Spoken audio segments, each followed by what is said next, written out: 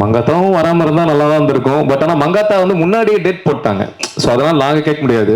நாங்கள் வரலாம்னு நினைக்கும் போது தான் பெரிய டேட் போட்டாங்கன்றதுனால அவங்க கிட்ட கேட்டோம் சார். அடுத்த படத்தில் 2 ரசிகர்களையும் திட்ட மாட்டீங்க, அவரை மட்டும் திட்டுவீங்கன்னு நினைக்கிறேன். நாங்கள் எந்த ரசிகர்களை திட்டணும்னு நீங்கள் நினைக்கிறீங்கன்னு தெரியல. நாங்கள் பெரிய ஹீரோ தான். நாங்கள் சும்மா கற்பனையாக நினச்சி திட்டணும் சார்.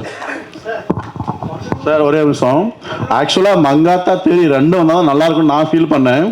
அது உங்களுக்கு புரிஞ்சிருக்குன்னு நினைக்கிறேன். இல்லை அவரு சும்மா கற்பனையாக பேசுறாரு, அதை கண்டுக்காதீங்க. விக்னேஷ்ஜி சொல்லுங்கண்ணா. நீங்க சொன்னீங்க அவர்கிட்ட 2 ஹீரோ, நீங்க எந்த ஹீரோன்னு யோசிச்சுன்னு சொன்னீங்க. ஆமா.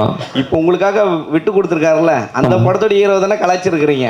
அதான் அது நீங்க அப்படி நினைச்சீங்கன்னா அந்த பப்ளிகாம் போடுற விஜய் தானே கலாய்ச்சிருக்கீங்க சார். ரஜினி சாரும் பப்ளிகாம் போட்டிருக்காரு. இல்லையே அந்த ஸ்டைல்ல போடல. எது இல்ல சிவாஜி பார்த்தது இல்லையா நீங்க? சிவாஜி த பாஸ் அதுல போட்டிருக்காரு. போட்டு தாங்க போட்டிருக்காரு.